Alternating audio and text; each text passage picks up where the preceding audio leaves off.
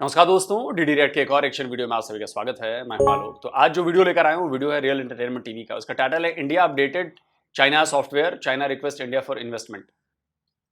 तो जी हाँ, बहुत कुछ हुआ है।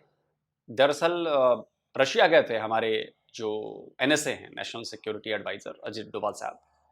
वहां पर उन्होंने चाइना के विदेश मंत्री से मुलाकात की और उस मुलाकात के बाद बहुत कुछ हुआ है। चाइना की तरफ से बहुत सुर बदले हुए नजर आ रहे हैं। पहला तो यह है कि 4 जगहों पर स्क्रीनशॉट लगा रहा हूं, 4 जगहों से चीनी सेना पीछे हट गई है। लद्दाख में जहां पर हमारा फ्रिक्शन पॉइंट चल रहा था, वहां से 4 जगहों से चीनी सेना पीछे हटी है। बाकी ऊपर भी हटी जाएगी।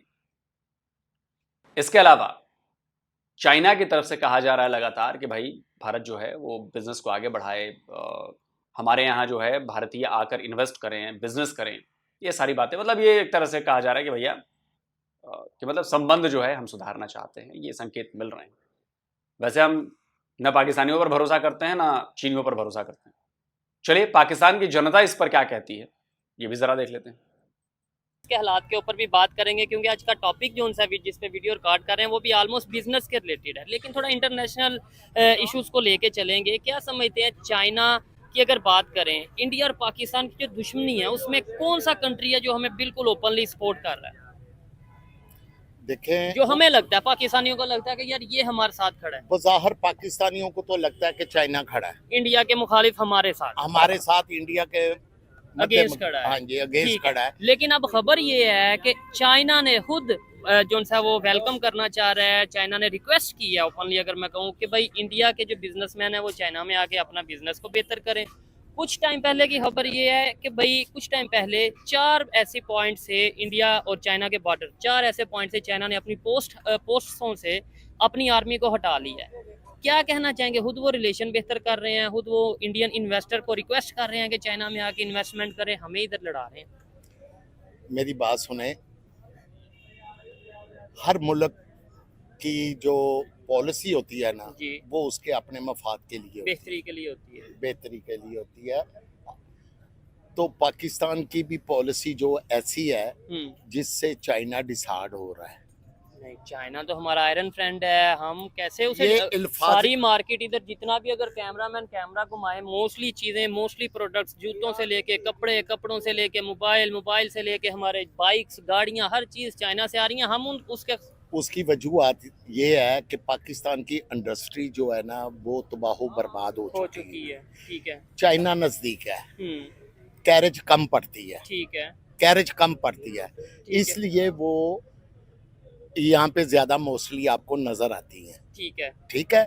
उसकी वजूहत ये नहीं है कि हम मोहब्बत से लेने जा रहे हैं। अच्छा, हर ताजर ये देखता है कि भाई आवाम को इस महंगाई के दौर में रिलीफ कहाँ से मिलेगा। तो फिर चाइना की अगर बात करें, उससे नजदीक तो इंडिया का बॉर्डर है, फिर हम इंडिया से ले लें। इंडिया हमारा दुश्मन है। तो दुश्मन बनाया, ये डिक्लेयर किसने कर दिया कि दुश्मन है?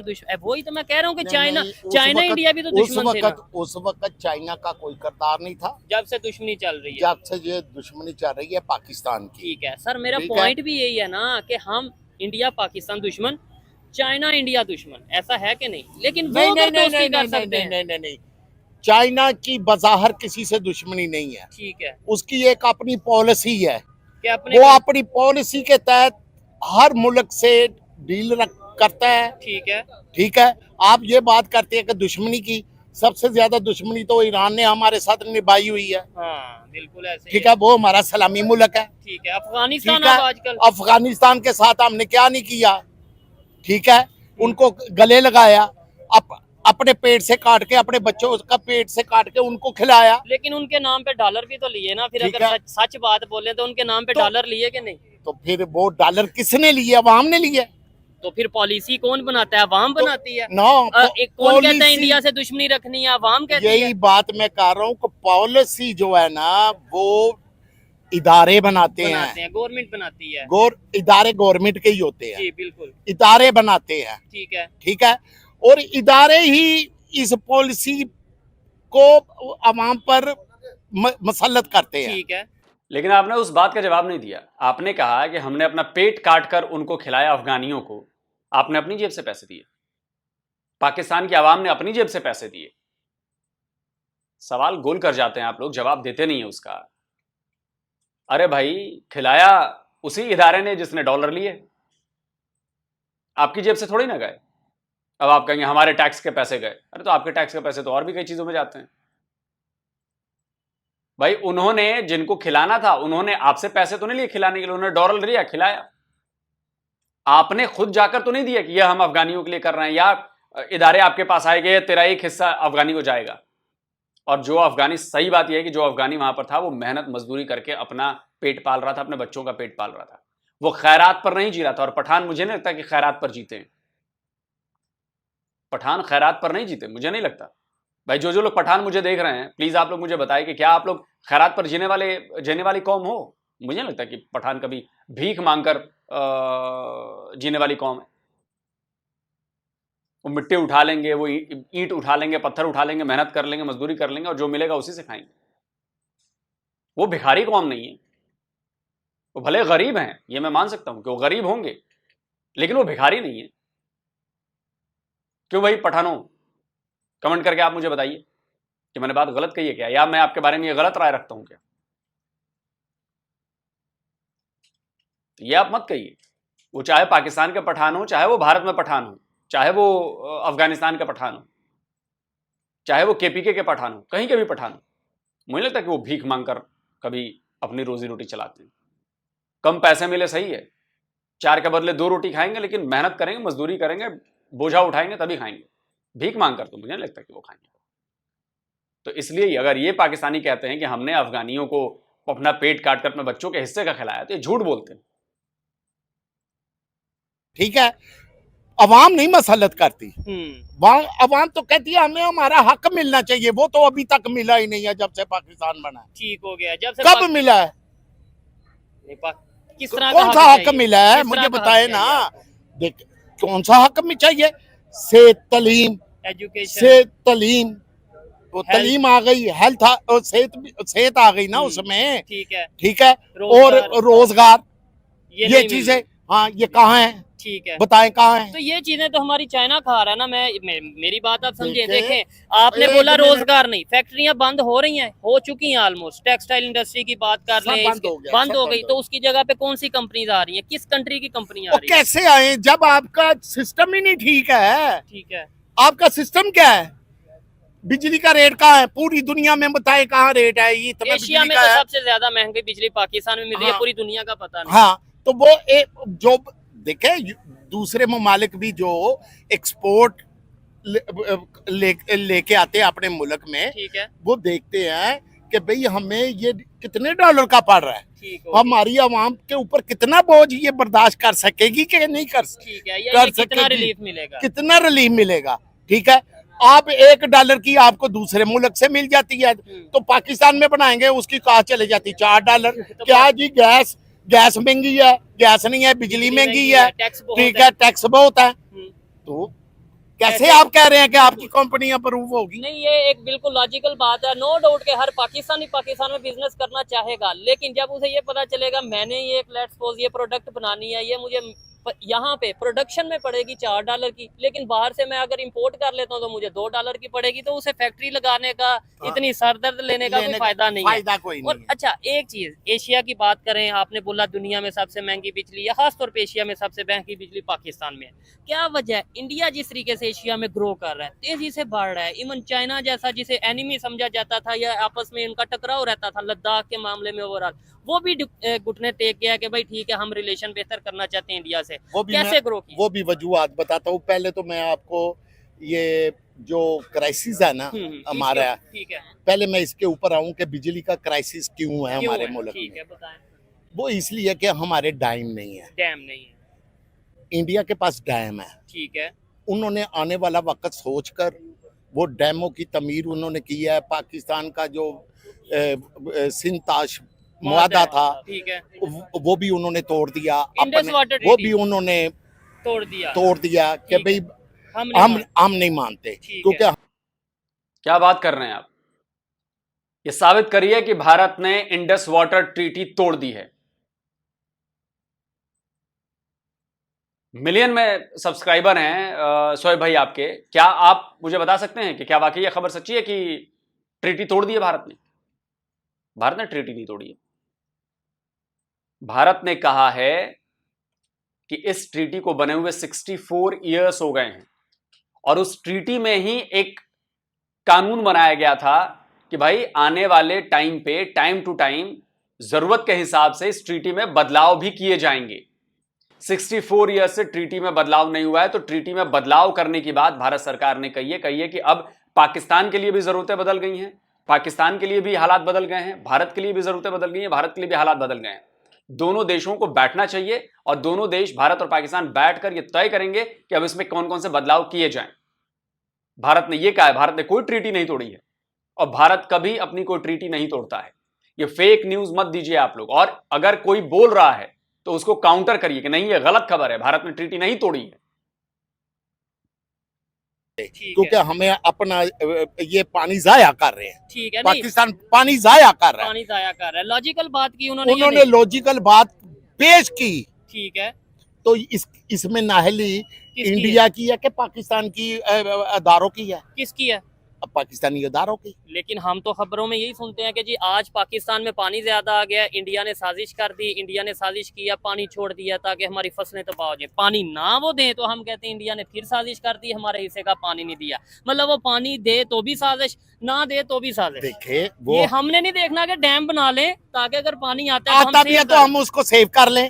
हम सारा पानी सिंध के दरिया से उधर सारा समुद्र में डाल देते हैं, जाया हो जाता है, जाया हो जाता है। ठीक है। अब आए उस तरफ पे, कैसे वो टेक्नोलॉजी में, कैसे वो डैम, कैसे क्या उन्हें बने बनाए मिल गए थे 1947 में, वो कैसे डेवलपमेंट की तरफ गए? देखे उनकी पॉलिसी है, उन्होंने उनके दूरअंदेश लोग हैं, ठीक है, वो मफाद परस्त लोग जो है ना उनमें भी हैं, ठीक है, लेकिन अपने कंट्री का अपनी कंट्री का वो सोच कर उसको प्लान करके वो उस पर अमल दरामद करते हैं। ठीक हो गया। अवाम वहां पे देख लें भूखी है, लेकिन जितनी अवाम भूखी पाकिस्तान की इस वक्त है, इंडिया की भी नहीं है। पहले हम मिसाल देते होते थे, हमारे बड़े देते होते थे, हाँ। इंडिया मुल्क हुकूमत अमीर है, हाँ। अवाम गरीब है। लेकिन आज देख, आपके बड़े भी झूठ बोलते थे, आपके बड़े भी चूरन बांटते थे, आपके बड़े भी प्रोपेगेंडा करते थे, आपके बड़े भी फेक न्यूज देते थे। ये कौन सी बात हो गई कि आवाम गरीब है और सरकार अमीर है? ऐसा कभी सुना है क्या? सरकार की कमाई कैसे होती है? सरकार की कमाई तब होती है जब आवाम काम करती है, आवाम प्रोडक्शन में लगी है, फैक्ट्री में लगी है, सर्विस सेक्टर में लगी है, अपना बिजनेस खोल के बैठा है, टैक्स दे रहा बंदा, तब वो टैक्स सरकार के पास जाता है, तब सरकार अमीर बनती है। तो अगर नीचे वाले बंदे ही पैसे नहीं कमाएंगे तो ऊपर सरकार जो बैठी है वो अमीर कैसे बन जाएगी? किसी ने ये लॉजिकल दिमाग लगाया है क्या? किसी भी देश की सरकार हो, जो डेमोक्रेटिक तरीके से चुनी गई सरकार हो, चाहे वहां पे राजा महाराजा हो, उनके पास पैसे तभी आते हैं जब आवाम काम कर रही होती है, आवाम बिजनेस चला रही होती है, आवाम इंडस्ट्रीज चला रही होती है। आवाम काम कर रही होगी तभी सरकार के पास पैसे होंगे, और जब आवाम काम कर रही होगी तो उसको पैसे मिलेंगे, तो उसके पास भी पैसे होते हैं और सरकार के पास भी पैसे होते हैं। जब आवाम गरीब हो जाएगी तो सरकार के पास भी पैसे नहीं होंगे। पाकिस्तान में सरकार के पास पैसे इसलिए हैं क्योंकि उसे शुरू से एड मिली है, उसने आवाम के पैसे से अपना खजाना नहीं भरा है, उसने भीख में मिले पैसे से खजाना भरा है, उसने कर्जा लेकर अपना खजाना भरा है। आप इस फर्क को समझिए। ये पट्ट से आप लोग कह देते हैं कि जी भारत की ना आवाम गरीब है, सरकार अमीर है, और पाकिस्तान की आवाम अमीर है, सरकार गरीब है। ये फर्जी वाड़े की बात करते हैं आप लोग, कोई लॉजिक नहीं है इस चीज में।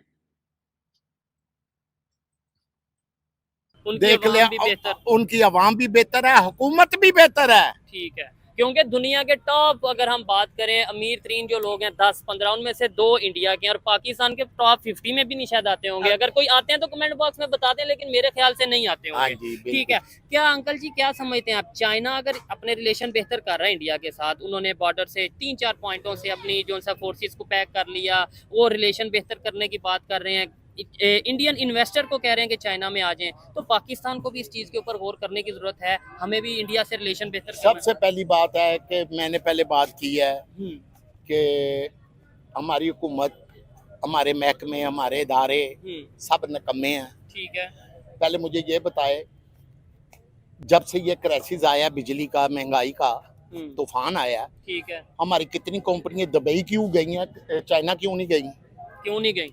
आप बताए ना।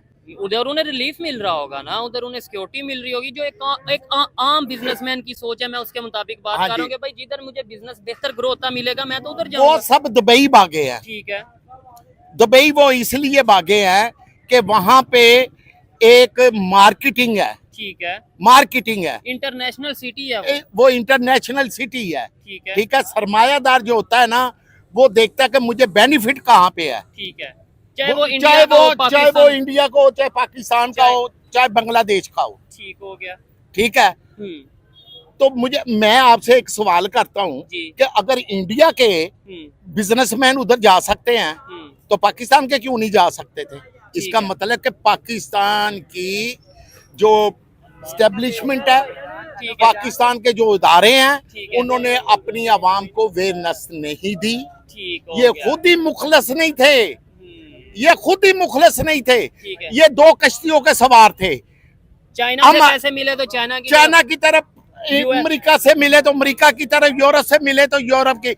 ये एक कश्ती के सवार नहीं थे।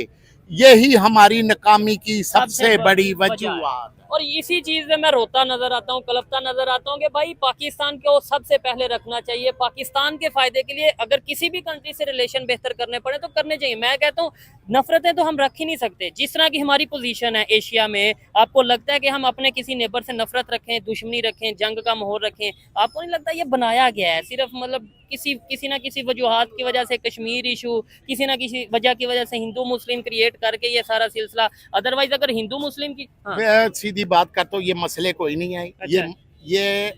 ये अपने आप पर मुसल्लत कर, ये अपने आप पर मुसल्लत नहीं की है। इन्होंने ये मसले मसाइल अवाम पर मुसल्लत कर दिए हैं, ताकि अवाम जो है ना वो भटकती रहे, कभी इधर कभी उधर, कभी इधर कभी उधर भटकती रहे, फैसला कोई ना कर पाए। ठीक है। अब रशिया के पास गया चाइना के लिए रिलीव लेने के लिए, वहां पे रशिया ने डॉक्टर जयशंकर की हाँ जी, हाँ जी, तो रशिया ने उसको चाइना को गैरत दिलाई है। ठीक है कि यार 60 साल हो गए हैं। पाकिस्तान को कौन गैरत दिलाएगा? मुझे लास्ट में ये बता दें, पाकिस्तान में कैसे बेहतरी आएगी? पाकिस्तान को भी इंडिया से रिलेशन बेहतर करने चाहिए, अफगानिस्तान से, ईरान से रिलेशन, यानी अपने नेबर से रिलेशन बेहतर करने चाहिए या नहीं करने चाहिए? हमारा इस टाइम हम कौन सा ऐसा हमसाया जो हमारे साथ खड़ा है? जिससे मुल्क में कौम को तहफ़्फ़ुज़ मिले, मुल्क को तहफ़्फ़ुज़ मिले, वो इकदाम करना चाहिए, चाहे कोई मुस्लिम है, चाहे कोई गैर मुस्लिम है। जबरदस्त। ठीक है, ये तो एक बात, ये एक बात हो गई। ठीक है। रिलेशन दुनिया में अमन कायम रखने के लिए रिलेशन हर एक से रखने पड़ते हैं। लेकिन इस टाइम हमारा कौन सा ऐसा नेबर है जिसके साथ आप ये कह सकें, मैं ये कह सकूं कि भाई ये हमारे साथ खड़ा है? आपको लगता है चाइना हमारे साथ खड़ा है या कोई एक नेबर? चाइना को तो छोड़े, वो गैर मुस्लिम है। ठीक है। उसकी मेहरबानी, उसने 60 साल हमें बर्दाश्त किया। ठीक है, मैं सीधी बात कर रहा हूँ, 60 साल उसने हमें बर्दाश्त किया, 60 से 65 साल। ठीक है, उसने बर्दाश्त किया। ठीक है। हमने जिनको 10 साल 12 साल 15 साल रखा पाकिस्तान में, अफगानिस्तान को, वो हमें बर्दाश्त नहीं करते। ईरान, तो ईरान जो है वो हमें बर्दाश्त नहीं करता। लेकिन ईरान का भी इशू है, अफगानिस्तान का भी इशू है। ईरान कहता है कि आप हमारे साथ जो गैस पाइपलाइन का प्रोजेक्ट है वो पूरा क्यों नहीं करते? क्यों अमेरिका के प्रेशर में आते हो? क्यों आप जो? तो वही तो मैं बता रहा हूँ कि हमारे लोगों की, हमारे इदारों की पॉलिसी नहीं ठीक। ठीक है। अपने मुल्क का और कौम का नहीं सोच रहे, ये सोच रहे गुलामी का, कि अमेरिका की गुलामी, वो बिग बॉस नाराज हो जाएगा, उसकी नाराजगी को मद्देनजर रख रहे हैं, हम आम की भूख को मद्देनजर नहीं रख। हम एटॉमिक पावर हैं, अफगानिस्तान एटॉमिक पावर भी नहीं है, वो अमेरिका को सीधा सीधा डायरेक्टली इनकार करता है। ईरान एटॉमिक पावर भी नहीं है, इतनी सैंक्शंस भी लग गई, फिर भी उसने अमेरिका को बोला कि अपनी मर्जी से काम करूंगा अभी तक। ठीक यार है? मुझे एक बताओ, मैं एक बात तुमसे पूछ रहा हूँ। जी जी। पहले मुझे ये बताओ कि बाहर के जितने बैंक हैं, सबसे ज्यादा डॉलर किनके हैं पाकिस्तानियों के? मतलब जो स्विस बैंक की बात कर रहे हैं, उस पाकिस्तानी जो वहाँ पे हैं, वो कौन है? हमारे पॉलिटिशियंस हैं ज्यादातर, जो सुनने में आता है, क्योंकि अदारे भी हैं, पॉलिटिशियन भी हैं। ठीक है, अदारे भी हैं, पॉलिटिशियन भी हैं। हमारे जो भी चीफ हैं वो रिटायरमेंट के बाद बाहर। यार मैं अदारों की बात कर रहा हूँ, मैं किसी चीफ एक के बंदे के मैं नहीं, ठीक है, सबके हैं वहाँ पे। अदारों के चीफ होते हैं ना। ठीक है, ठीक वो है। उनके सबके अकाउंट्स बाहर हैं। ठीक है। देखिए, मैं बार बार अपने वीडियोस में कहता हूं कि इसके लिए जिम्मेदार कौन है। ना आपकी आर्मी जिम्मेदार है, ना आपके इदारे जिम्मेदार है, ना आपके नेता जिम्मेदार है। पाकिस्तान की इस कंडीशन के लिए आप लोग जिम्मेदार हैं, आप लोग। और पता है ये बात मैं क्यों कहता हूं? लॉजिकली बात कहता हूं, फैक्चुअली बात कहता हूं। जब पहली बार मार्शल लॉ लगा तो पाकिस्तान की आवाम घरों में क्यों बैठी रही? पाकिस्तान की आवाम सड़कों पर क्यों नहीं आई और बोली कि आर्मी, तेरी इतनी हिम्मत जनरल कि तू हमारे ऊपर मुसल्लत हो जाए, मार्शल लॉ लगाए? अगर उस दिन विरोध हो गया होता, अगर उस दिन आप लोगों ने आर्मी को उसका असल काम बता दिया होता कि तुम्हारा असली काम यहां पर राज करना नहीं है, तुम्हारा असली काम है बॉर्डर पर जाकर सिक्योरिटी देना, तुम वो करो, इधर की चिंता छोड़ो, उसके बाद कभी आर्मी की हिम्मत नहीं। दूसरी चीज, अगर इदारे आपके खिलाफ काम कर रहे हैं, इदारे अगर पाकिस्तान के लिए बुरा काम कर रहे हैं, वो इदारे किसके लिए जिम्मेदार हैं? वो इदारे अमेरिका के लिए जिम्मेदार हैं, ब्रिटेन के लिए जिम्मेदार हैं, भारत के लिए जिम्मेदार हैं, या आपके लिए जिम्मेदार हैं? उन इदारों को पाकिस्तान की आवाम के लिए बनाया गया है या भारत, अमेरिका और चीन और रशिया के लिए बनाया गया है? वो इदारे आपके लिए बने हैं, आपको सर्व करने के लिए बने हैं। आपके टैक्स से जो पैसे मिलते हैं, उनकी सैलरी जाती है, तो उनकी जवाबदेही, उनकी जिम्मेदारी आपके लिए है। और अगर पाकिस्तान के आवाम को लगता है कि इदारे सही तरीके से काम नहीं कर रहे हैं, तो इदारे अब तक इतने हिम्मती कैसे हो गए, इतने पावरफुल कैसे हो गए कि उन्होंने जिसने ताकत दी है उसको ही उल्टा आंखें दिखा रहे हैं? किसकी गलती हुई? आपकी गलती हुई। जिस दिन पहले इदारे ने आपके खिलाफ काम करना शुरू किया, आपने उस इदारे पर धावा क्यों नहीं बोला, उसके खिलाफ प्रोटेस्ट क्यों नहीं किया? आप लोग घरों में दुबक के बैठे रहे। कौन है जिम्मेदार इसका? आप जिम्मेदार हैं। आपकी पॉलिटिकल एलीट इतनी कमजोर हो गई इदारों के आगे, इसके लिए कौन जिम्मेदार है? आप जिम्मेदार हैं। इतना बड़ा मौका था अभी जब इलेक्शन हुए, लेकिन इदारों ने वही किया जो उनके मन में आया। आपकी बात नहीं सुनी गई, आपका वोट सिर्फ दिखावे के लिए, डेमो के लिए लिया गया। पीएम वही बना जिसको इदारे ने चुना। आप अभी भी सड़कों के अंदर उतर नहीं रहे, सड़कों के ऊपर, घरों के भीतर दुबक कर बैठे हुए हैं। आपने अपनी आर्मी को इतनी पावर दी कि वो आपके घर तक घुसाई। आपने अपने इदारों को पावर दी कि आपकी एक बात नहीं सुनता वो। आपने अपने पॉलिटिकल विंग को कमजोर किया आपसी लालच में, खींचतान में, जो आज इमरान खान जेल के अंदर बैठा है। अरे अभी भी वक्त है, होश में आओ, बाहर निकलो सड़कों पर और सारे इदारों को बताओ कि तुम्हें हमारे लिए काम करना है, और अगर काम नहीं करोगे तो टांगे तोड़ दी जाएंगी तुम्हारी। वो तुम्हारे पैसे खाते हैं ना, तुम्हारे पैसों पर अय्याशियां करते हैं ना। कब सीखोगे बोलना? इनकलाब लाना इसको कहते हैं, जो बांग्लादेश में वो इनकलाब नहीं है। इनकलाब इसको लाना कहते हैं क्योंकि पाकिस्तान डूब रहा है, और अगर पाकिस्तान को डूबने से बचाना है तो आपको बाहर निकलना पड़ेगा। आपको जवाब मांगना पड़ेगा हर एक उस इदारे से, हर एक उस ऑफिसर से कि तुम तो मेरे लिए काम करते हो, मेरी स्थिति आज खराब क्यों है, आज मैं भुखमरी का शिकार क्यों है, आज मैं लाइनों में क्यों लगा हूं आटे की, आज मुझे रोजगार क्यों नहीं मिल रहा है? तुम जिम्मेदार हो इसके, और अगर तुमने अपनी जिम्मेदारी नहीं निभाई है तुम टांगे जाओगे। तब इदारों में डर बैठेगा कि हम इस आवाम के लिए काम करते हैं, इस आवाम की वजह से हम यहां पर हैं, इस आवाम की वजह से हमारे घरों में पैसे आ रहे हैं, तो इस आवाम के लिए काम करना पड़ेगा। इसलिए मैं हमेशा कहता हूं, कोई किसी की गलती नहीं है, सिर्फ और सिर्फ आपकी गलती, क्योंकि आप लोग एक नंबर के, दो नंबरी, लालची, फ्रॉडी आदमी हैं। सिर्फ अपना लालच देखते हैं कि वहां से बिरयानी मिल जाएगी तो उसी को वोट दे दो, या उसी के पास चले जाओ, उसी की बात कर लो।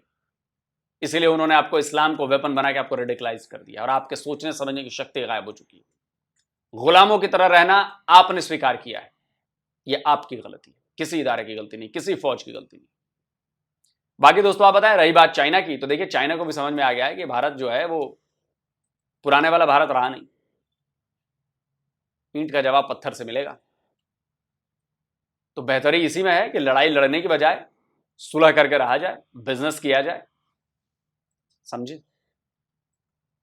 तो चाइना को धीरे धीरे समझ में आएगा, उसने टेस्ट कर लिया कि अगर वो लड़ाई लड़ेगा उसका भारी नुकसान होगा। नुकसान हमें भी होगा, लेकिन अगर हम 1 रुपए का नुकसान होगा तो उसका 10 रुपए का नुकसान।